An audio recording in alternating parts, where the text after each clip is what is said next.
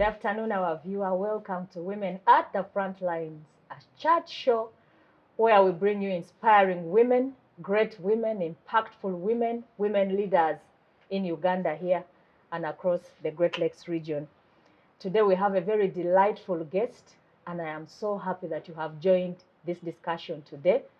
Follow us, comment, like, and also share our stories here because they are very inspiring and impactful in leadership, especially women's leadership. So I'd like to have you join that conversation even beyond this show. This show is broadcast here on Civic Space TV every Saturday, 2 to 3 p.m. We will always be happy to host you and to have your company every Saturday. Today, we are having a very, very special person, not only to me, but to the women's movement in Uganda. And we shall be bringing you such kind of women. This one is a special woman from the women's space, the civic space, the advocacy space.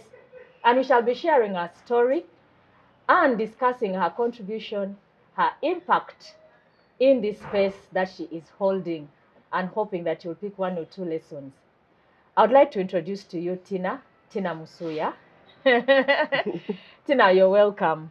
Thank you very much. Tinah Musuya is the ED of Center for Domestic Violence Prevention, an organization that is working around prevention of domestic violence in Uganda. She's been holding that space for more than 15 years, and her work has spanned across Uganda, across the Great Lakes region, sub-Saharan region. And to be selfish a little, I want to say she has been my coach at some point in life. Tinah, I'm so happy to be hosting you. And this is very special for me because it is you who helped me grow in feminist leadership and also impacted my life in advocacy. I cut my teeth here at Center for Domestic Violence Prevention in terms of doing advocacy. So we'll be sharing this story today, and I'm glad you have joined us. I would also like to welcome the team that is accompanying you, Tinah. The purpose of this show is to build a cross-generational discussion. As we discuss our journeys as senior leaders, we want to impact the young women, those who are here on the show, but those who are also watching out there. So that conversation is very important. So every discussion must have a young person, and they hear what we are discussing, but also make a contribution and grow in their leadership journey. So next to you, Tinah, is Madam Kabasinga, Vivian. She's a leader in training, but she's also a leader right now. She's a Secretary of Female Youth Affairs from Kayunga district, but also under mentorship right now for leadership, for feminist leadership. Vivian, you're welcome. Thank you so much. I'm so glad you are here. Thank you for honoring our invite. And Peace Paima. Is it Paima or Prima? It's Pimer. The traditional pronunciation is Pimer. I think that name is from some part in the north. Very lovely. From the Allures. From the Allures, actually, to be specific. Very nice name, Pimer. You could think it's a European name. Beautiful name. Pimer Peace is a great lead already. She has been nominated, or rather recognized, with various awards and accolades, including New Vision recent publication of the successful or impactful or inspiring leaders below 40. And this was just last year. And so she's one of those inspiring leaders already. She already has an organization, the Nile Girls Forum. She's an expert on issues of sexual and reproductive health rights. She's a certified trainer by UN. Already. At what age? 27 now. Wow. 27. Can you believe that? What was I doing when I was 27? She's gone ahead of us. So we are glad. This is the team that we have here. And our conversation is going to be around Tinah's life, her work, her contribution, but basically around domestic violence and its long-term effects on leadership, women's leadership, and autonomy of the body here in Uganda and in the Great Lakes. Isn't that a wonderful topic? I think it is. So to start us up is Tinah. Tinah would like to know more about you. You know, you are always a person who works in the background. As much as I've known you, you are in the background, churning out so much.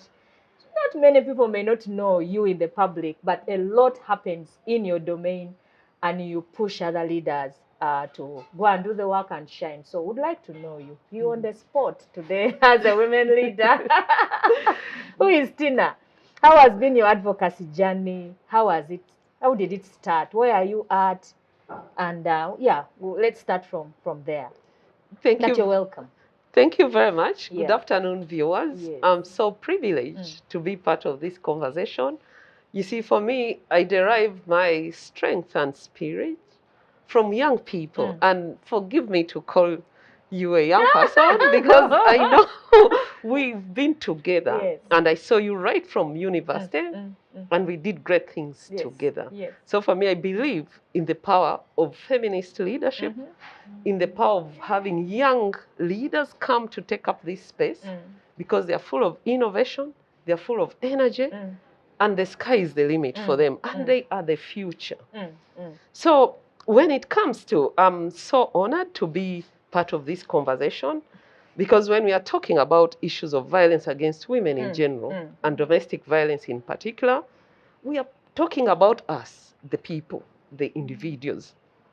When we go back many years ago, when I closely worked with her, we were at a space where very few of us actually realized that domestic violence was a problem.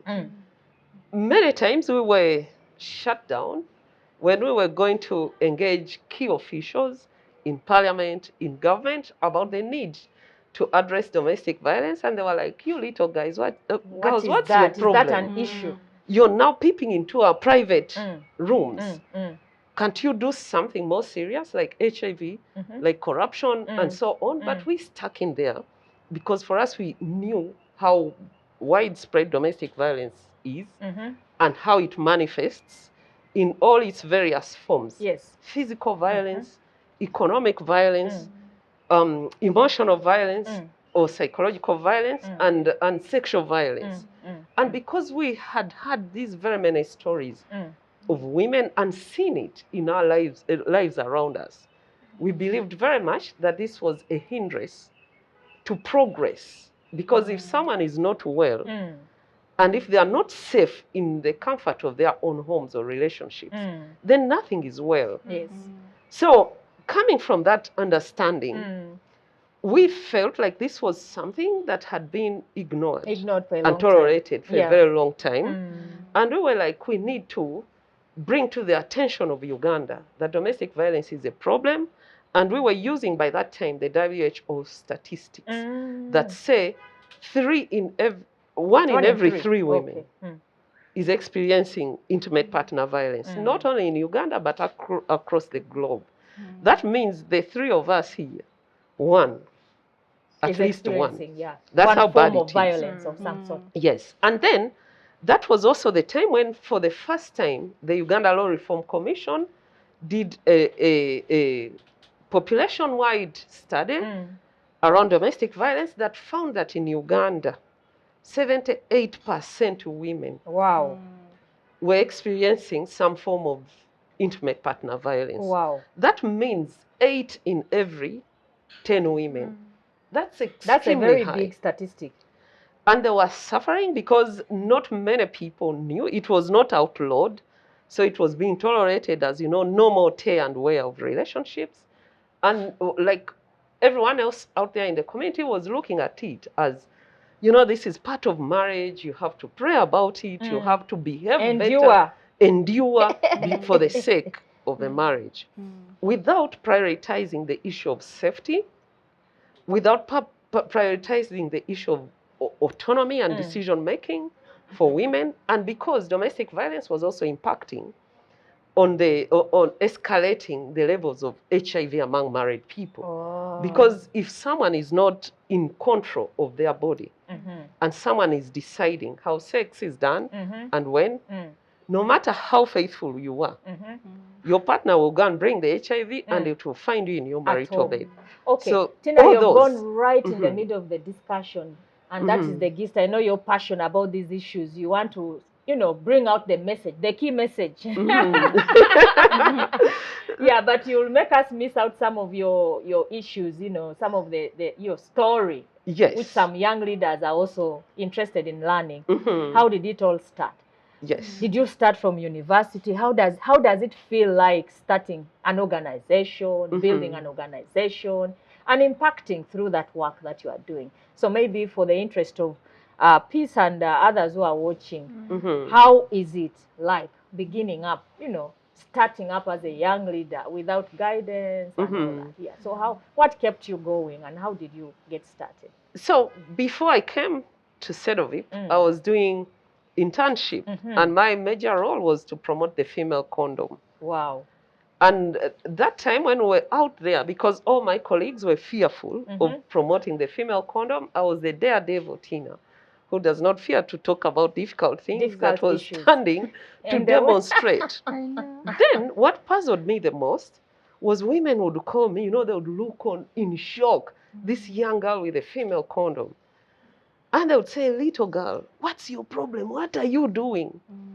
Do you know that you'll never get married? And I'm like, this is a tool for your life. You need to be safe. And then they were fearful of touching the condom because they were like, they can't take it home. They'll be beaten. So I was like, oh my God, that is not right. If someone cannot even speak about their own safety, they can't initiate sex. So I'm giving you a background of how I got here. Then secondly, my sister was married at that time, and she was experiencing a lot of violence from her partner. I liked him, but he would beat my sister. And then he would apologize. And then my sister would forgive. And I was wondering, don't you know how to do something fire him? Let me help fire him. I did not understand those power dynamics because I actually helped to fire him. But after some time, when he got an accident, she went back.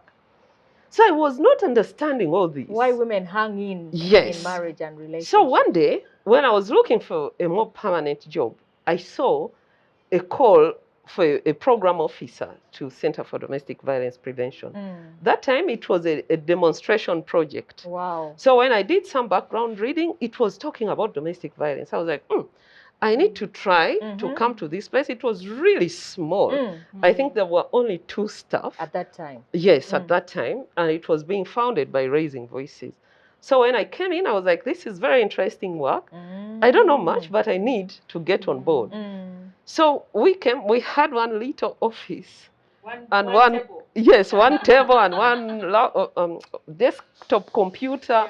And we were working in Kawempe division. Wow.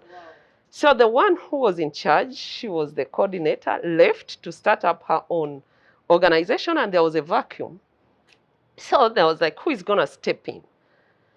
And because I was the one doing the thinking, doing the daredevil work, speaking with the difficult men in the community, I was like, let me give it a try. But I did not have any experience at all. But I believed in myself that I can do it. And then I was lucky that the founding group that was Raising Voices was available. They were like, you have very potential. Supportive. You can do it. I got on board and I was like, okay, I don't know how to write proposals. I don't know how to. They were like, you are going to learn. You actually trained on the job? Yes, I was trained on the job.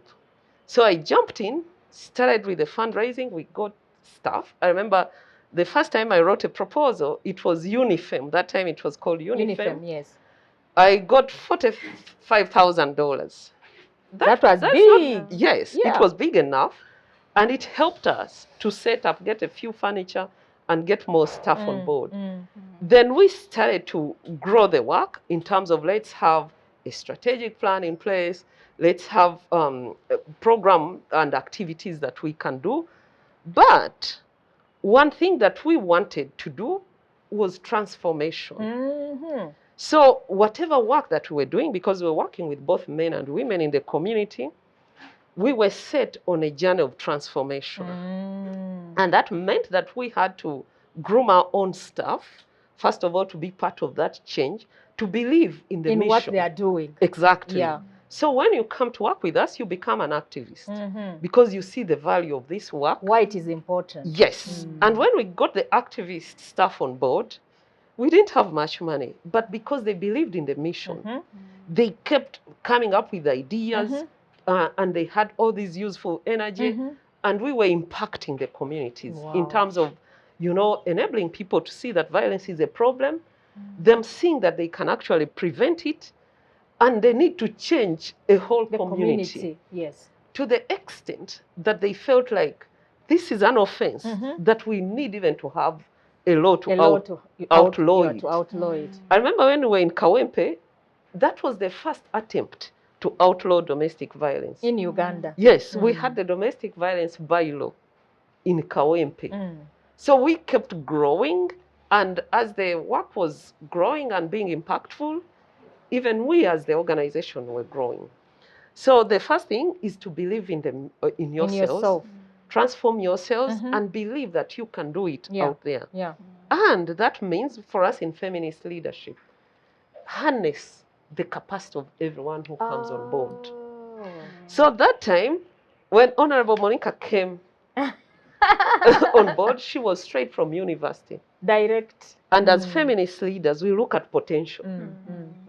Experience can come next. You need to expound that issue of feminist leadership, because for many people who are watching, sometimes when we call ourselves feminist leaders, feminists, they don't know what it is. They think it's a derogatory term. But there is a beauty about feminists. As you explain that, what is the feminist leadership that we are talking about? What is its attributes in terms of growing other leaders and the impact we are talking about? So feminist leadership comes from this approach of dismantling hierarchies of power, whereby it is removing power from one person, but sharing power with others. So that we value their contribution, we nurture their growth. So it's not a one-woman show or a one-man show. And now when you do that, you are growing an organization. You're growing the skills and leadership skills. Because for us, when you work with us instead of it, and that's why we are saying it's about potential, it's not only about experience. Experience is good, but then you'll exclude others who can grow along. So with feminism, it's about inclusion and innovation. And having young people on board, they bring in fresh energies and they are innovative. So feminist leadership does not dictate that do this. It has principles of this is what we would like to achieve. How can we? How do we achieve it in a manner that is beneficial for all of us? That's the difference with feminist leadership. And it means that we have to always look back and see, how are we experiencing this space? Is everyone's voice being heard? And are we amplifying the voices of the ones who could be voiceless? Yes, that's what feminist leadership. Giving power to others, sharing the power. Vivian, you are in the leadership training school right now. Does anything tickle your mind? This is an expert. This is a leader who has grown many other leaders. And so I'm sure you are listening keenly. And if you have any comment at any point, please feel free to make that comment. It's a conversation. So Tinah, please. Yes.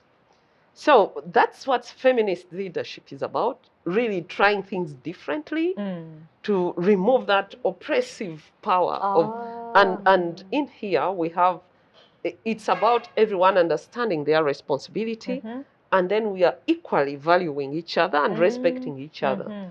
If you came to my office, everyone calls me by the name Tinah.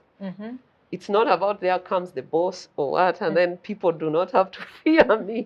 They have to work with me. It's even me respecting them and valuing them. So that's what feminist leadership is all about. And we've always made a case that we need more women in leadership. And every woman who has a feminist perspective of leadership, I think, can make a great leader wherever they are. So that is the conversation we are having. Peace, do you have a comment this far? Yes, please. I think I would totally agree with Tinah, because oftentimes when people get to hear the term being a feminist, they'll just imagine this is a bunch of angry women who don't want to listen to anyone else. But I would say that in a way has really shaped, because my leadership, when she talks about young people getting on board and coming on board with fresh energies, my story wouldn't be different from many other people's stories. I was sharing with all of you on the panel earlier on that I just started Nile Girls straight out of the university. That's when I walked to the NGO bureau and I had my documents submitted and registration was finalized.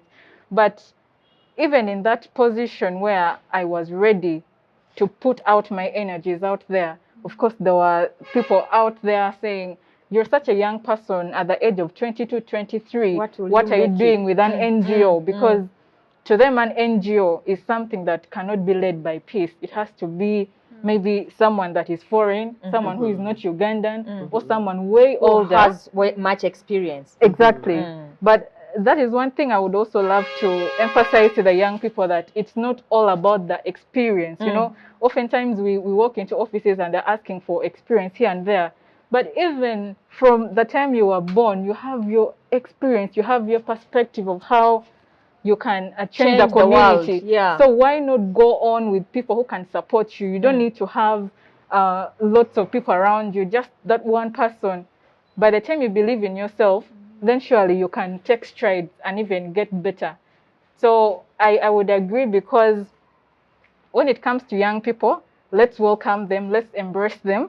They come with so much idea, so much energy. So much energy. Yes, so the best you can passion, do, exactly, the best you can do is to just guide them on what route to take.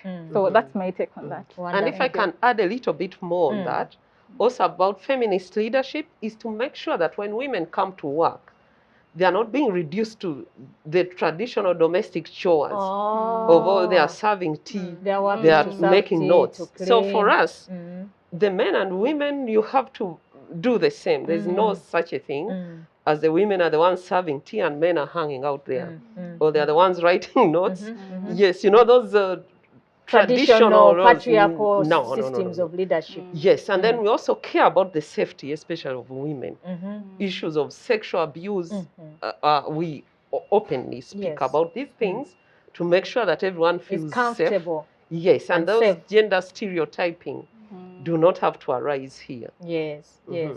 I see Vivian shaking her head, and she looks like Tinah. She could be a sister, actually. Yes. Two different women from different parts of the country, but from, you know, having the same looks. You know, we are the same generally. You find a look-alike in different corners. Vivian, are we striking something in your... Yes. Yeah, we are. I wanted to talk about what you said about knowing yourself and realizing yourself in relation to fighting domestic violence. Yeah. Now, we are in leadership and we have a lot of colleagues that are in civil society organizations that are trying to be part of the movement of fighting domestic violence. Yeah. But in relationships they're in, they are being battered, they are being violated, and they're not coming out to say it. Yeah, you cannot fight violence if you're being violated and you're keeping quiet on yourself. Most of the young people come out and say that you're joining the women movement, you'll not get married. Those women are not married. You get, and society defines a person who is not married as you're not important as a woman. So you always hear from your friends, you shouldn't join the women movement because you'll not get married, they are failures, you know, they don't have a family and all of that. So I think as young people out there in the fight of domestic violence and all of that, we need to realize ourselves. One thing I know about domestic violence is a choice. It is a choice someone makes out of the many options. You can sit your partner down and you talk about issues. You can maybe give them time and space to think about something, but you go ahead and choose to beat them or psychologically torture them, but we still stay in those relationships. So I believe as young people, they need to realize themselves, know what you want in life. Yeah, marriage is not the ultimate marriage the ultimate objective. The ultimate objective. There are many things in life, and they are better men out there. Let no one lie to everyone. They are better men out there. You need to realize yourself and fight for what is really I think Tinah is going to help us with that question, because we have not actually understood what domestic violence is, what violence against women is. Maybe those people who are in those kind of relationships do not even know whether they are undergoing violence of any sort. So maybe, Tinah, in your work of these 15 years or so, you have come across so many of these experiences. Just to help someone who is watching us, someone who may be undergoing this, who are the people who are most affected? What is violence? How does it manifest itself, and its impact generally on individuals in such kind of relationships that Vivian is talking about? And that conversation, just to pick your mind on that. So starting from the beginning, domestic violence, or oftentimes intimate partner violence, is a form of repeated abuse. It's a pattern of abuse, either coming from your, mainly from your partner or a kin, someone who you have kinship ties with. It could be a husband, a former partner, or a boyfriend, someone who you have an intimate relationship with. And it takes the following forms: physical violence, which directly causes physical harm. On your body. This could be beating, burning, you know, strangulation and all that kind of thing. And then it could be psychological, emotional violence, which is about controlling behavior. The people need to see it beyond the insults, because controlling behavior is about, you cannot do this. Don't associate with this one. Don't work. That friend of don't yours move. is not good. Exactly. Whereby in the typical term, they are like hatabuviransikoi, that extreme jealousy that makes you, you know, you have no, exactly. Create fear in you as a person. Intimidation and humiliation and disrespect. So all that is emotional, psychological violence, which is repeated, done as a pattern. Then there's sexual violence, which is about, you know, coerced sex, because it doesn't mean that if I'm in a relationship with you, you don't have to seek my consent.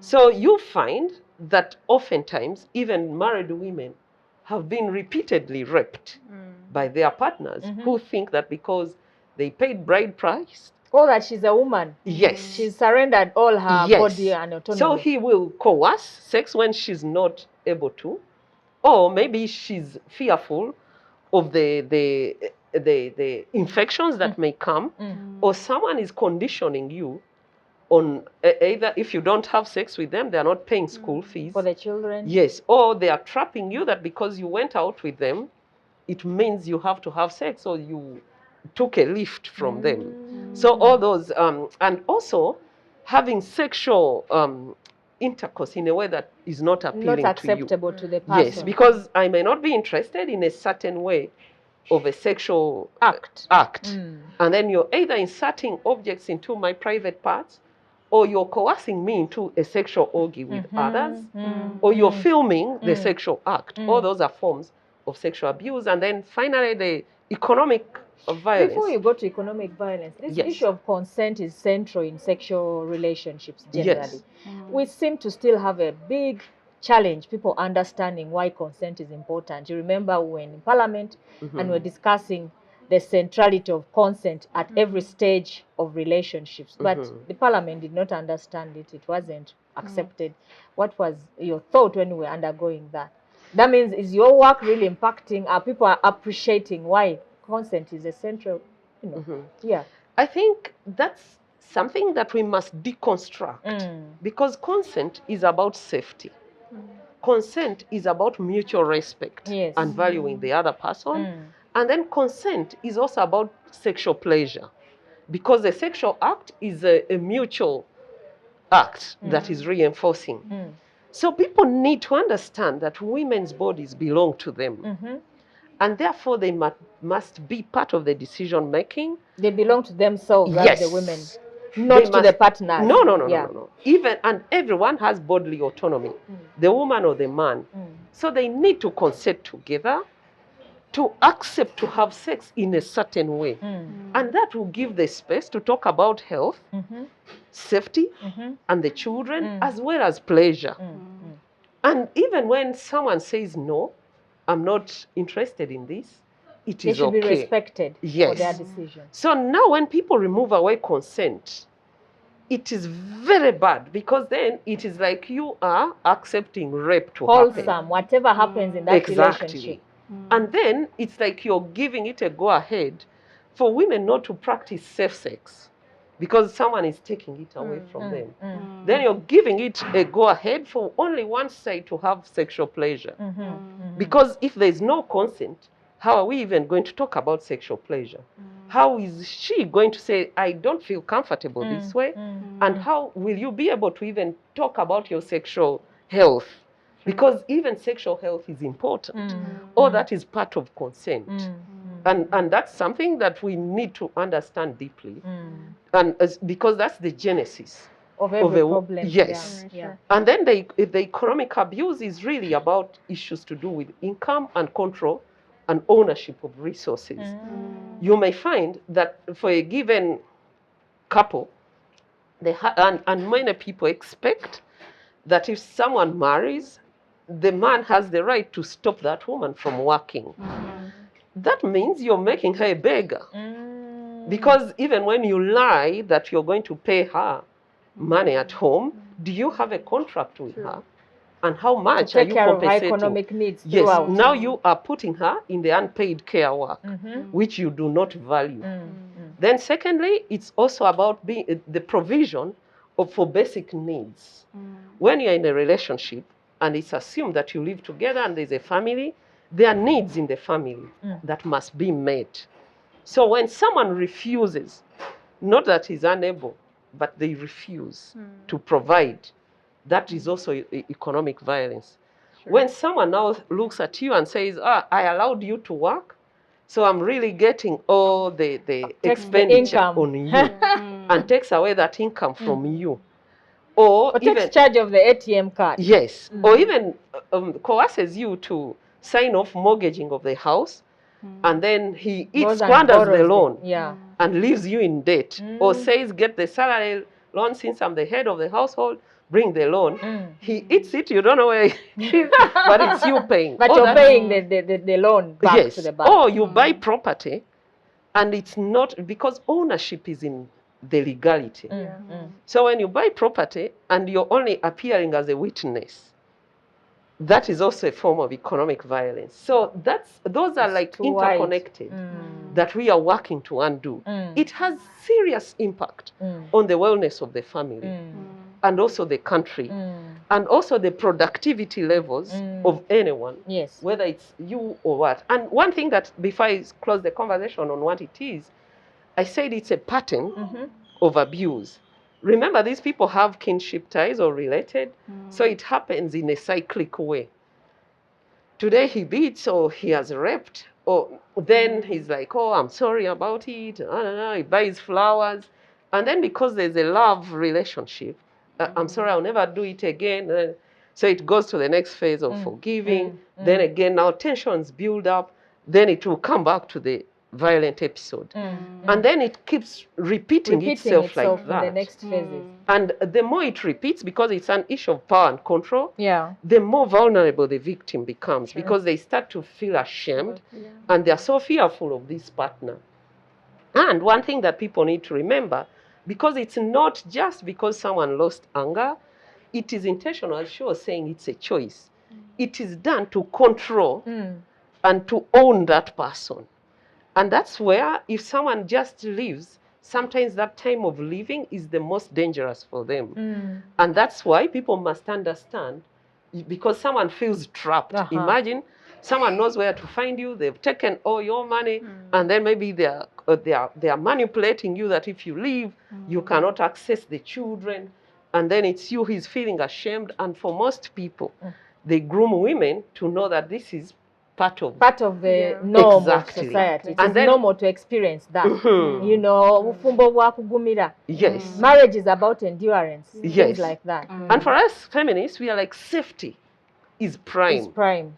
No matter where you are, safety, because you must have your life. The Almighty gave you life for you to enjoy and to be safe. And then, as you are saying, because violence is a choice, we can have better relationships, whether it's a boyfriend-girlfriend relationship or husband and wife. Maybe for people to understand it, it is important to exhaust the impact. How do such relationships impact on the performance of this person, on their bodily autonomy, you know, general on society? It has impact on an individual, on the society, even on their leadership life, in the community they are in the family. Those effects are very important to help people understand why it's important to, you know, take safety as a priority and then make choices which matter. Yes. Before she answers that, I wanted to ask, in a situation where you are in a marriage and you're both working and you ask your partner to help you with some money, but you're both working and he has it and denies it, is it part of economic violence or it's not? I think when people are in a relationship, they need to be supportive of each other. And oftentimes you may find that one person earns much more than the other. So if your partner is in need and they asked you to help them out and you refused, yet you have it, that is also a form of economic violence. Exactly, just another submission, because I think this partner would probably refuse to give you just because so that they can control you in a way, because it starts like that. Today it should start because you are not able to help me. Tomorrow you start saying you earn more than me. Don't work, stay home. So I think it's just those little things we start tolerating. It starts from that small thing. It keeps expounding. So because like you said, it's a choice. We continuously choose to endure. So that's how cases of domestic violence will actually start coming up. I have a colleague. She asked the boyfriend to help her with some financial support, and she was part of our class. So the boyfriend was like, I last heard that you're feminist. You people are fighting for equal rights. Why can't you pay your rent? I thought feminists pay for their rent. In that, I was like, okay, that is serious. Like, and you can see he was doing it from a controlling angle, because she was in need. It has nothing to deal with your feminism. Yes. So for him, because he wanted to control her and make her feel like she's less, that's why he was coming from that angle. I thought you're feminist. Why you feminists are not serious? Why can't you? So he's asserting himself as the one. Exactly. So people need to understand like those more superior dynamics. than you, however much you call yourself a feminist. Okay. Yes. So the impact of these things to our people, how is domestic violence very important actually for a discussion because of the impact that it has on people and their choices in life. So I wanted to just pick your mind on that discussion. Yes. So the domestic violence has direct health consequences to the ones who are experiencing it. Because imagine if someone beats you, someone rapes you, someone is, all this psychological violence. You have physical harm. Sometimes it leads to death. And then sometimes it has led to people, getting maimed. So the other guy who shot the wife, I don't know, recently, 2 days ago. Yes. That could have been a build-up. Yes. And we lose lives in that. We lose lives. And then so many people are suffering depression, mental health problems, because they live in fear, they are suffering. They will try primitive measures like going to the witch man, things are not well. So that's one component. And that means if the man and woman are experiencing these things, the children are also getting the direct impact. Psychological effect. The psychological effect. And then the children are being neglected. The children are also learning how to use violence. So we are translating it to the next generation. That's also another problem. And then it's very likely that if there's violence happening, you do not have your bodily autonomy. So it's very likely that you will not prevent your HIV, you as the woman, because you cannot bring that conversation around safety. For a discussion. And then you will not even be in control of the number of children you can have. That conversation cannot suffice. And then when it comes to issues of income, it's very likely that the one who is dominant and making decisions is taking away that money. I'm sure you've heard people where the house has been mortgaged and that money is never seen. So that's direct poverty. Or I'm sure you have colleagues who have been prohibited from working, and that means that woman has no income. She's now part of the poor people, because if you're only living off handouts from your partner, that's not enough. And then it's very likely to impact on the education outcomes of your children. We had a case here of a very wealthy man who said, you see, they've become so cunning. He pulled his children from this school in Naguru, Kampala parents, and took to UPE because he was protecting himself from the law. Saying, this woman here likes fancy things. Why the children are going to school? Me, I went to a village school. Now imagine. And yet he stopped her from working. We all know that the UPE schools, the quality of education is not good. Yes. This man pulled those children from there to take to UPE. So you can imagine the education outcomes there. Because the parents are undergoing some phase in their life. So they translate it to the children. So it's going to affect the lives of these children. So there's poverty, there's disease, and then the families break up. And it's very wrong for people to say feminists are breaking marriages. Marriages have been breaking ever since. And do you know why? Because there's violence. People don't feel safe in there, and they are running away from harm. That's what breaks marriages. It has nothing So to what do. the feminists are doing is to raise these issues, to bring them up. And to make sure that people relate in a safe way. Yeah. And marriages are beneficial for whoever is there. So when it comes to away from home, if someone is experiencing violence, you know, even as they are driving, their mind is off. They could cause accidents. Then when they go to the workplace, they are so worried they are not really performing well, and there's a lot of absenteeism from work. Because productivity. Yes, productivity goes down, absenteeism, because someone maybe is either treating wounds or some infections, or they've run to another place for safety. So we cannot downplay. Or when they come to work, they're just there physically, but the mind is not focusing. And the creativity that we were talking about dies, and the innovation. So, and then someone does not feel, you know, job satisfaction. They are just, you know, pondering about their own safety. So all these things have a great impact, and economically it impacts on the general income of the country. So we cannot downplay the effects of domestic violence. I remember very much, you could have been quite young. Our own vice president, the first female vice president, called Dr. Speciosa Wandera Kaziwe, was experiencing violence from her partner. And imagine, despite the fact that she had bodyguards who were government agents, when the husband would beat her, they would just look on the man is beating his wife. Those are family things, private matters. And yet their prime role was to protect and keep the safety of the VP. But they were letting it happen. She was being beaten from her own home. So that was really impacting on her performance and degrading the dignity. A conversation around that, the impact of violence on bodily autonomy of women and their impact on their leadership journey. Because that specific case of Honorable Kaziwe, actually, it resulted to her abandoning politics. Yes. So we are going to get back to that specific focus, why we are focusing on that discussion later on in the show. But that particular impact, recently you had a study that you did as an organization, and this has been discussed around policymaking bodies, Ministry of Gender and all that. In terms of the figures, can we have a feel of what it means to have families undergoing domestic violence, violence against women, and its correlationship with the economy generally and the economic outcomes of the country? Because until we make people understand that, they think it's an isolated thing which doesn't affect the national discussion. Yeah. So on a whole, on an annual basis, you can imagine this small economy of ours.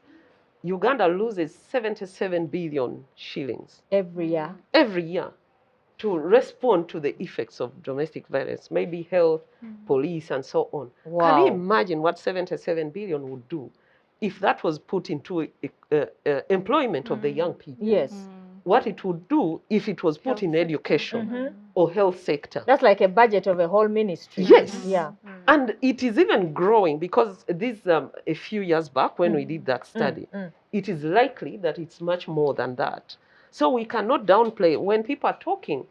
I don't know if you've ever gone to the rural communities whereby a woman grows the food crops, and then the man, because he thinks he's the head of the family, sells everything. So it also impacts the food security of the family. Yes, and the nutrition for that particular and family. Where has it taken the money? To not even for production. And to find other wives. So it's like also that barrier that is trapping people, households into poverty. So we cannot downplay the impact of domestic violence on the economy. Yes. And there's this whole outcry, Tinah, in the country right now. Men have abandoned families. Men are no longer in families. They are no longer the model men of our fathers' time who were providing for the family. I don't know what is causing all this, because when we go to most families, we find the women working so hard to keep the family alive. Does it have any relationship? Yes, it has a direct relationship because of the dynamics about head of the household. You see, when those dynamics of head of the household are there, it is privileging the men over the women. And it's putting them in this righteous position whereby they get away with all the wrongful behavior. You will find that communities and families know that a given man has abandoned his family. He's hanging out in the bars and finding new wives. But even the clergy who married them are silent. About it. When the woman says, this is not working for me, I'm leaving, everyone will come to tell the woman, Why? stay in for the sake of the family. So that level of impunity is what is keeping all this around. And again, as if that's not enough, because of that male privilege, I'm sure you've seen in communities where a certain father was an absentee dad. The woman toiled to educate the children. On the day of graduation, the guy surfaces from nowhere, and he's being rewarded for being a father. Yes, sitting at the high table. So that is another form of impunity, that you can do it and return and we celebrate you. Yeah. On the day of marriage, he had vanished, but he's the one taking the butala. So that rewarding them for wrong behavior is also increasing this. So that we must challenge it and stop the impunity. Yeah. I think before I bring in our young leaders, I would like just to pick your mind. Is this thing unique to Uganda only? Or is it a thing that we can say, well, it's a general problem that impacts the entire region? Or can we even call it an African problem? Or is it a global problem? Because sometimes when we talk about this, we could think that because many women activists are talking about this in Uganda, it's a minor issue. But is this a problem in the region, in the Great Lakes region, in, sub-Saharan Africa, globally? How do you see this discussion so that we understand its level of magnitude of impact in society? So this is not only a Uganda's problem, it's a global problem because it's rooted in the gender inequality. So one gender male is quite privileged and valued across the globe. Yes. It's like in this patriarchal system that, privileges men over women and keeps women at this subordinate state. That's why you see the global statistics are 1 in every 3 women done by WHO, World Health Organization. That's the global statistic. So it's a general big problem across the world. But it is also aggravated by other conditions within given contexts. So you'll find that in Uganda, other contexts, maybe some social norms, and then some traditions that are also accepting it to happen, may increase the figures along the way. So if you find in a community that is not tolerant, the levels will be very low. Because then, if in a given community abandoning your family is unacceptable, it is very unlikely that you will abandon. But it's the regular, even if you abandon, they will come for you. Yes, there's holding you accountable. But in a community where it's tolerated, they'll be blaming the victim instead. And if she goes somewhere for help, they'll tell her, your mother endured, what's your problem? Other women are suffering more than you, what's your problem? So changing that narrative and holding these perpetrators accountable, and holding them accountable is not only about imprisoning them, helping them to understand that what they are doing is not acceptable. It's not good. And they have to behave otherwise. I want to thank you, Tinah. I don't know, our young leaders, before we move on to the issue of leadership, the impact of this vice that we see in society on women's bodily autonomy and leadership. The discussion that Tinah had started earlier. Maybe I have a submission to make. Just last week we were attending the youth dialogue and we were talking about sexual reproductive health and all that. And we were cognizant of the fact that all these rights and health issues work hand in hand with GBV, domestic violence cases. But then in that discussion, something really stood out, because oftentimes when you talk about domestic violence in homes, we talk about it as a whole, and yet there are some groups, for example, that are the people living with disabilities, that are actually affected a lot by domestic violence cases. But then one of the people that attended raised an issue of, for example, for those that have hearing impairments and they cannot easily express themselves, there was always that issue of, if I'm being violated, not very many times people are comfortable, like we're seated, the 4 of us, I won't be that comfortable enough to start sharing and say, hey, you know what, ladies, I'm a victim of domestic violence. They'll be like, oh, peace, but you're a feminist. You're doing amazing work. How come you cannot organize what is happening in your home? So we were imagining what it would be like for someone that is affected by a disability. Because even when they go to seek for help, they would need a third party who would need to interpret. And in most cases, these interpreters would be someone within the home or even the husband or the wife that is doing this injustice to them. So I don't know what we as leaders can do about those that are living with disabilities. I don't know if Tinah would have something to say about that, because there is that issue of privacy. Because even for domestic violence, someone will not just wake up and talk about it freely. There's always that first person you would share what you're going through with. So just an issue around that. Yeah. Okay. Tinah, that's a question for you. I think Vivian might be having a question. But I want us now to pick from Tinah. She's responding to that issue. You people have been working around the area for 15 years, but it seems like the statistics of the impact keep going up. Keep going up. Are there any successes this far as you respond to that concern as well? Yeah. Are there some successes that we can talk about as a country in the terms of the advocacy we've done over the years in this work? Yeah. So jumping on from her issue, I think we need to understand the interlocking vulnerabilities of various people. Because already, if you're boxed in this gender of being female, you're already vulnerable. Now, if you have other additional vulnerabilities, like living with disability, you're more vulnerable. Living with HIV, you're more vulnerable. So we need to cast our net wider for us to know that women are not homogeneous. Yes. And we must be listening and hearing out and deliberately addressing those interlocking issues. Yes. Okay. That is also quite important. Intersectionality of issues. Exactly. Yes. And then getting back to whether we are making any headway. When I sit here, I smile because one, we've been able to bring the issue of domestic violence to national attention. Absolutely. Many years ago, remember, we were struggling even to let people see it. was a private matter. Yes, as we speak now, we have a law that outlaws all those forms of violence. That is a good starting point.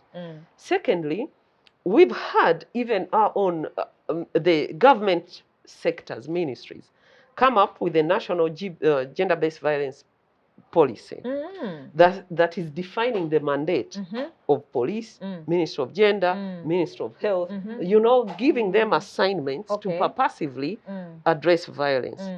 As if that's not already, we've had interventions that have shown that change is possible. Okay. Yes, we've had one of our programs is called SASA.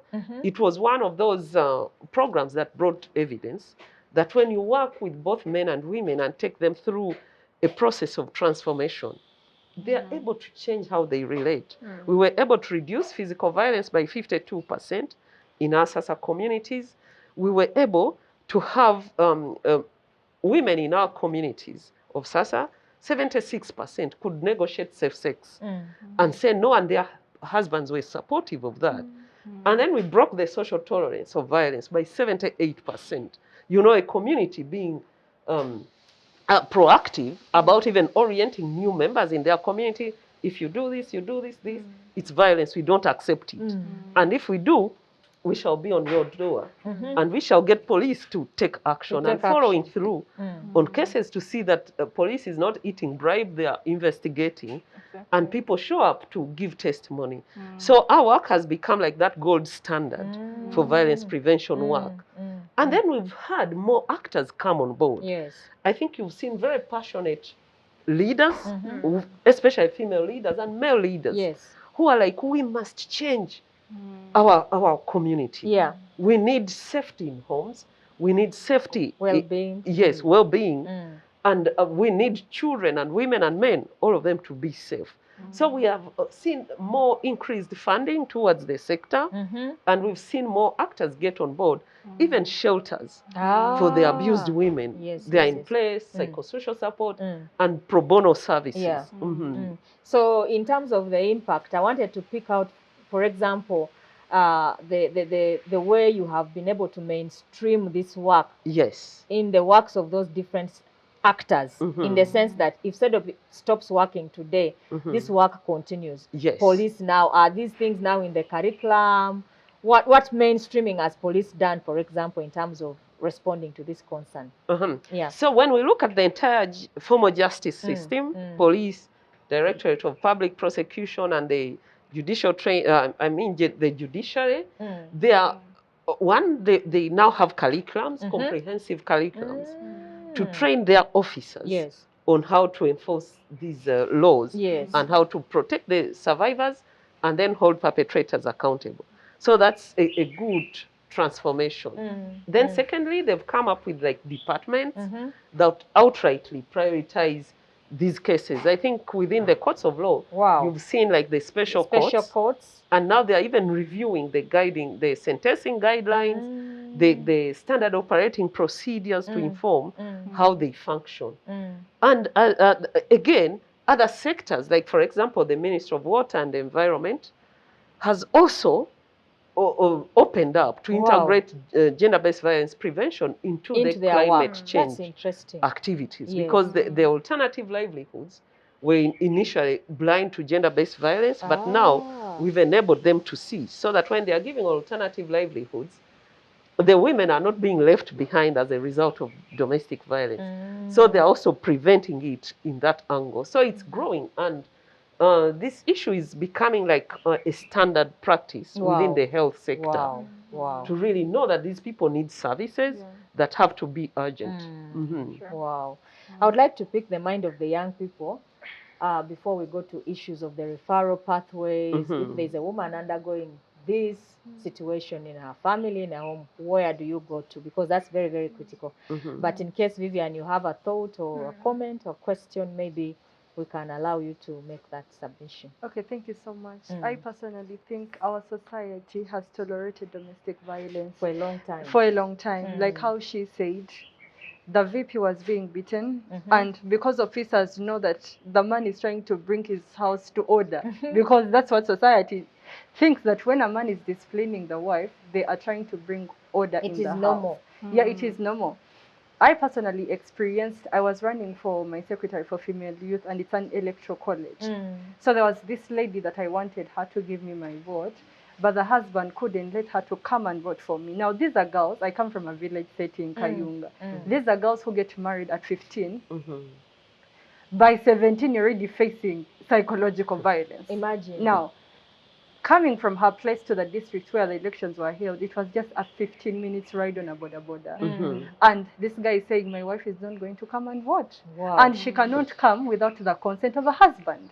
Imagine at 17-year-old, you're facing psychological violence. What will happen when you turn 50? You will want to commit suicide because you're tired. Because you're tired. And society is actually okay with that. I was telling people at the district, that is not acceptable. We need to talk to this man. And we're like, no. So because I needed the vote, and the electoral college went by a little margin, 3 or 4, I badly needed this vote. I got on a border, went to a guy. I had to sit for 5 hours telling this guy that giving me 15 minutes of your wife is not a lot of time. Actually, she's exercising her right. Exactly. Now he was denying her her right to participate. Can you imagine? In elective politics. I had to pay this man to allow me go with the wife and actually bring back the wife after casting the vote to me. Wow. So this is what society is tolerating, and there is no one around that is speaking about it. You know, fellow men, maybe people at the district talking to this man that this is wrong. I'm imagining, I was telling the girl, they voted for you to be the secretary of the district representing female. How are you going to fully represent them if your man cannot even give you 15 minutes within your district? How about seminars that are going to empower you that are out of the district, maybe in Kampala, not in Kayunga? So I think society itself, we need to work on the mindset change. Someone was saying that we have empowered women, but we have not empowered men on how to handle an empowered woman. So I think that's a She raised a typical very important example question, yeah. of how domestic violence has hindered women's leadership. Absolutely. I wanted to pick your thoughts on that actually, because it seems she's raising a concern of where we actually want to discuss as well, how this domestic violence against women impacts on women's leadership, decision making, issues of financial growth, well-being, bodily autonomy, all that concern, and even the men, because then the discussion of the men, how do we engage men, because that question seems to be still hanging. We've not talked about it, Tinah. Yeah, so maybe just to pick your thoughts on that. So because the issue we are trying to address is rooted in the norms, beliefs, systems, and values behaviors of society. It is a community level problem. Yeah. So we cannot engage only women and leave the men. So we must take the entire population through a process of change. Yeah. So that they are accepting to the changes and they know it benefits them. As well. Yes. And that's how, because the reason it's really a societal thing, there are even women who think, oh, the man is okay to is the head of the family. So all those people need to be part of the change. And that's why, if you remember when I was starting this conversation, the change must start with us because we are all holding these views. So we must never work with only one group. We must work with both men and women to take them through this process of because change. we are preparing young women to go into families which are, they are transformed on the outside, but they are going to find a man who is not transformed in that form, and that there will be war in that family. There could even be more violence to that person because he's trying to reassert his power. His powers over the woman. So that's very important. So the other discussion of women's leadership, Dr. Kaziwe had to abandon politics because of the violence that she was actually undergoing. It was more bigger than the violence and the experiences she had in parliament at that time. When you read her story, one of the biggest challenges she underwent was her personal life. And as you know, she could not balance the personal life and the public, you know, challenges she was undergoing. In the party, she was being tortured and tormented, and that rhymed with also the personal violence she was undergoing. So how does that impact on our leadership generally as leaders, women? So I would like to urge everyone to remember that a relationship is yours. It is too personal. Yeah. Now, if there is violence, that relationship is so painful, it is not safe, because a relationship and home should be the haven where you relax and enjoy life and even think and refresh. But if there is violence, there's no such a thing, because you always need support from your own at home. So if there's violence in your relationship, there's no support from your partner to even to go and work. There are endless demands on you to wake up early, maybe at 4 a.m. to do all the domestic chores. You're the one meeting the bills. He's busy, you know, controlling. Well, I called the phone. What were you doing? So you're living in fear. And even when you return home, you find all the work waiting for you. Very unsupportive environment. So you will not rest. And then he will require that because you're going out to the public, you must be pregnant every year. Now that is also taking a toll on your own life, because we've seen men, people out there must know you're a wife. So you must be pregnant year in, year out. That is also directly impacting on your own health, in addition to the burden of caregiving. Because raising a child is a job. And women have to multitask when they're in leadership. You are an executive director. There is the other roles. There are family responsibilities. And then it is also going to impact on your confidence levels. Because again, self-esteem, and then care, and because, you know, people are whispering on the side that actually you think, this one is no leader. She's being beaten back home. We shall even call this. So that shame, repeated shame, and the inability to navigate. And like when you make this decision, maybe you have to be somewhere, your partner is prohibiting you from being there. And because of this, maybe you're beaten, you come with a swollen eye. It is very unlikely that you come to the public space because you're fearing. You cannot keep saying the thief or the borderman. I fell down, I stumbled. Yes. So you will start to be absent. And this is going to impact on your own leadership. And because of that, you will learn how to live with fear. Yeah. Such that even your innovation will vanish. When you live in fear, even in a space like this, you either have outbursts because of that pain, and then people will start not to take you seriously. Instead of understanding your pain, they'll say, oh, women are emotional. They make irrational decisions. They are so tight. They are so tight. And someone is traumatized by that experience. We had a case of a woman who was almost losing it because the husband was told that if you have issues with your wife, vigwera mukisenge. So when he beats what? He would rape. And for him, that was his way of apologizing.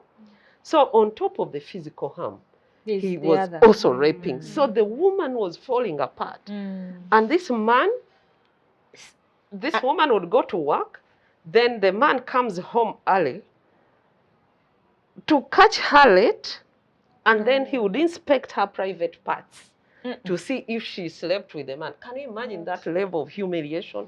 Sniffing her panties, checking her private parts with a torch to see if she slept with some other man.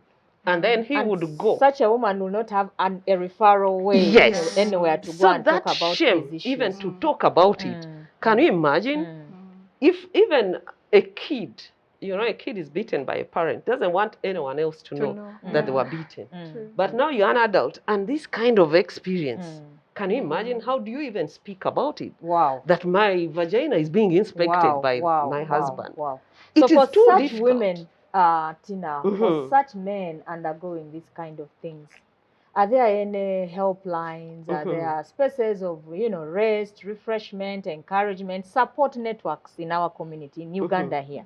Yes, we do have quite a number of organizations that are running various services. As you can see, when someone experiences violence, they have multiple needs. They need, now if you use the case of the woman where the man was inspecting her private parts, she needs a lot of psychosocial support to heal and rebuild. So there are organizations that provide that level of psychosocial support because and sometimes they may need even medical care because they are suffering depression. So those are psychosocial needs plus health needs. Then there are those who could have been infected by persistent STIs and sexual reproductive health problems. They'll need medical care. Or they have broken bones, broken teeth. All that medical care has to be available. Then there are those that may need legal aid. Because if you are feeling unsafe, and I would like to urge people out there, the law will keep you safe. Let us not prohibit people from seeking for the support they need the most. Because it's only the government that has the power to restrain the perpetrator. No matter how much you want me safe, you don't have the power to arrest my partner if he has the intentions of harming me. So the law must function. There are organizations that provide legal aid for people who really need the law. And sometimes it may even end into divorce. I'm sorry to use this example, but because it was in the media, very recently I think we saw what happened to Honorable Nabila. There's nothing else that can fix their problem. It is only the courts of law that can solve that problem. It is way beyond the goodwill of others. So the law, community or the family. And then there are shelter homes for the ones who need emergency. Like you're being beaten and you run. There are safe shelters that can house this survival victim for a period of time. Yes, for emergency, so that she navigates. Because sometimes women are beaten and thrown out of the home in the middle of the night. And unfortunately, there's a whole bunch of men out there waiting to rape these women. It's topping up a problem onto a problem. So there are safe homes or shelters where these women can stay to find the next steps of help. Because even legal aid or psychosocial support is a long process. And then others are just call to the attention of maybe police or any other service center to help this woman. And then there are also organizations that for long term do like healing for that particular person, confidence building, and then maybe economic empowerment for some of the survivors. And even spiritual. Yes, exactly. Spiritual healing is also quite important for these survivors. Okay, so when I came in, I saw some women around your organization here. It looks like some individuals can walk in here. So for many people, if you are watching and you are experiencing that, feel free to make a text comment, come in our inboxes and, get the help that you need. There are many organizations such as CEDOVIP. We would like to wind up, but before we wind up, I would like to pick your thoughts, Vivian and Peace, and then we can give Tinah the opportunity to talk about the other things that she feels are untouched, because we've been documenting this, and Tinah's story is very important because she's moving to another phase of life. But having worked throughout these 15 years, 16 or so, with our teams, the activists in the region, in the area, what are some of the things that we feel have not yet been touched, that government actors and other actors haven't handled, that you have left behind and would need to see more happening around them? And maybe we give a call to the actors in that area. But before you answer that, I'd like to give Vivian an opportunity. Anything that you want to make a comment on? Yeah, thank you so much. Yeah, my call is to the society. For example, us who come from village settings, you find that in a sub-county that houses almost like 3,000 people, there is only one police officer that is the Child and Family Protection Unit. Afandi is the one handling crime and all of that. So most of the times, this labor is not enough to efficiently handle these cases. Yes. But if we work as a society and we don't tolerate this, that if I know there is something happening at her place, I can call upon the chairperson, the village leaders, to bring this house to order, to tell this man, you are not supposed to beat your woman. You are out of order. In our village, if we talk to you and you're out of order, society organizes itself and we beat you up. So that the following day, you know, when you beat your wife, it is the same thing that is going to happen to you. So it is society to come out to fight this. Yeah, and we also need mindset change. Many of our young girls know that as a woman, there is a TV show on a certain TV that it's called Baguma. And if you look at what this woman is going through is hell, the society says as a woman you have to kuguma. You have to hang in like there. You have to come out and condemn such films. Like, can't you produce a film that is empowering women? Yeah. Something that, because people that are watching out there believe that this is actually what we have to do. We have to kuguma for a better family. So I think as society we need to work together. We need to condemn acts of violence and we should not tolerate acts of violence as society. Anywhere. Yes. Anywhere in society. Very, very important, powerful message out there. Peace, I think we are coming toward the end of the program, and I would like to pick your thoughts, which could probably be the last thoughts, and then we have Tinah respond and we wind up. Okay, thank you so much. And for me, my call would be out to any person that is experiencing domestic violence right now that is watching us. You should never have that mindset that everyone has, what will people think when I get out? Yes, what will people think if I leave my children? Oh, I'm doing this for my children. I have to stick to this marriage. My dear, it is your life first, then your children can be safer. So I call upon anyone that is experiencing violence to please stand their ground. But also I call upon other civil society organizations. Let us not suffocate the same spaces.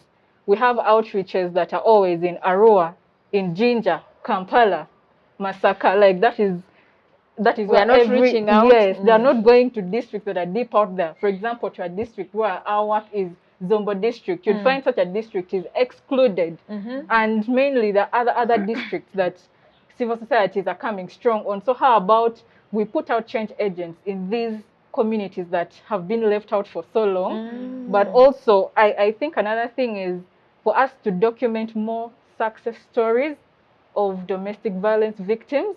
I know there are people out there who would want to share out their success stories of how they got out of toxic marriages, how they've been victims. Because I'm sure of very many women who have read the story of the former vice president. They're like, if the former vice president can stand her ground and say something, then how about me? Why should I be embarrassed? So I think it's a call for us to all stand our ground, but also these victims, because it starts with you. If you do not tell me what you're going through, we can never know. We can stay in the same neighborhood, but if you don't speak up, no one else will speak up for you. Very important. So much violence, but we need to speak out. It's your individual responsibility. And so many people are undergoing these situations, from the very top big people up to the lowest level. So it means violence is perverse in our society, and we cannot stop talking about it. So we have to continue, and we're using such spaces also to engage with the public on such a matter. So Tinah, we've had a good conversation with you on these issues, but I still want to pick your mind on some of the undone work. Tinah will be moving to a very important responsibility again at the regional level, and so we wanted to capture her story now before she gets very, very busy. I know she's going to leave out some footnotes for us who are still in Uganda here doing so much. What are some of those footnotes you would like to leave with the other activists to continue in that journey? So I think this is extremely important, and building on what they said, we need to scale up efforts to prevent violence across. We must paint Uganda with violence prevention programs, so that there's a lot of transformation happening. I think that's extremely important. Very important. Then secondly, we need to look back into the domestic setting to do with things about, the personal relations, and that's where the marriage and divorce law is extremely important. Because it's coming in to regulate how marriage, not regulate, give guidance of how marriage happens and how each one is valued in that relationship, including things to do with consent of sex, things to do with property rights, and then in the unfortunate event, unlikely event. The issue of if people must separate, because people have been separating without that law. So let us not blinden ourselves and lie to ourselves that the law separates people.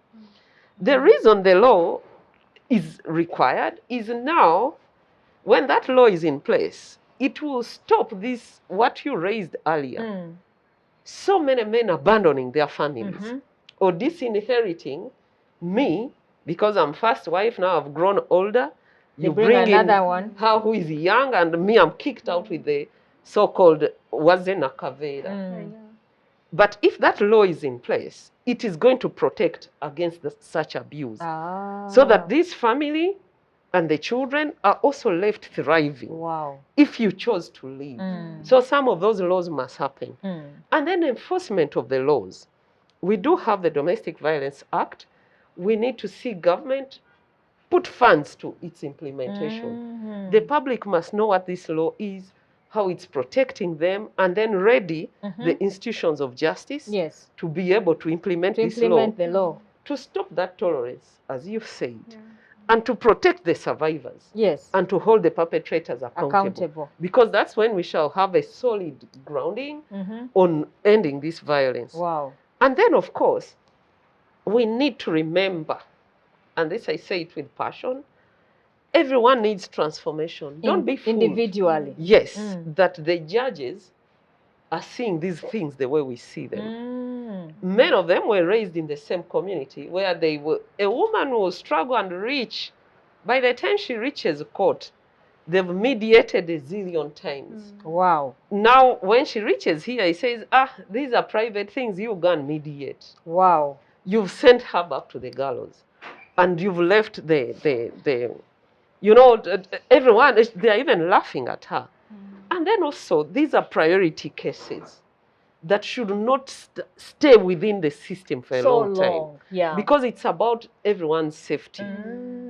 There's the issue of sexual violence. We still need a law, a comprehensive law on sexual violence, especially that Uganda is now struggling with the teenage pregnancies. That is defilement. The numbers have gone up. Is happening. We must protect these young girls if we have to see Uganda thrive. So we have things in progress. So some of these bills in Parliament need to be worked on and fast-tracked. And when they are passed into laws, they need to be implemented. Very, very well said. We've been having a discussion with Tinah Musuya from Civic Space, particularly Center for Domestic Violence Prevention Tinah has been doing a lot of work and her teams in prevention of violence against women. And as a leader, she has made inroads and footprints in every area in terms of prevention, in terms of initiating programs, in terms of challenging stakeholders to do much more around policy and the laws around these issues. And her story is certainly inspiring. I know we cannot exhaust it in this particular program alone. It's just been a bit of what they have done. But I know we'll still have her around. She's going to impact in the region now. She's going to be working more around in the Great Lakes region, Sub-Saharan Africa, and Africa in general. I think replicating what we have in Uganda here. So we've been very, very honored, Tinah, having you here. Thank you for giving us your time. As women at the front lines, your story certainly is very rich and inspires many young women who would like to be excellent feminist leaders in the civil space, in the civic space. Others are in politics, others are in the business sector, in the corporate world, but you have made an impact in civic spaces in Uganda here and across the Great Lakes region and Africa at large, the world at large. So I want to thank you so much. Thank you to our guests, our young leaders, leaders in training. This one is just 27 now. And Vivian, you are? 26. Wow. Wow. 26 last month. Wow. Such a very delicate age, but very, very important because you have so much time ahead to impact. So you should be envisioning the next 20 years, where will you be and what will you have done in terms of impacting what we are talking about and in the country at large. We want to thank you so much. We are growing with you. Would like to see you grow much more than that. Would like to thank the audience that has been with us up to now. Thank you so much for your time. Catch us again at 2 to 3 next Saturday. But before we go, would like to thank CEDOVIP. We are at Center for Domestic Violence Prevention. Today, they are hosting us at their institution. For any person who has a problem related to family, feel free to check on them. Their emails are everywhere, their contacts. They are just here in Kamoch and many others. They will give you referral pathways of different other organizations that are working around this area. I would like to thank our partners, Civic Space TV, for creating this space for us to engage with the public. This is a space we have created for ourselves to amplify our voices as women, as Ugandans in terms of engagement. So I want to thank you, Civic Space. CCG, Center for Constitutional Governance, our team there, thank you. And the team at GLIS, the Institute of Great Lakes Studies in the region, thinking and doing policy to inform other programs of government. We want to thank you. Would like to sign off today. We'll see you next time. Shalom.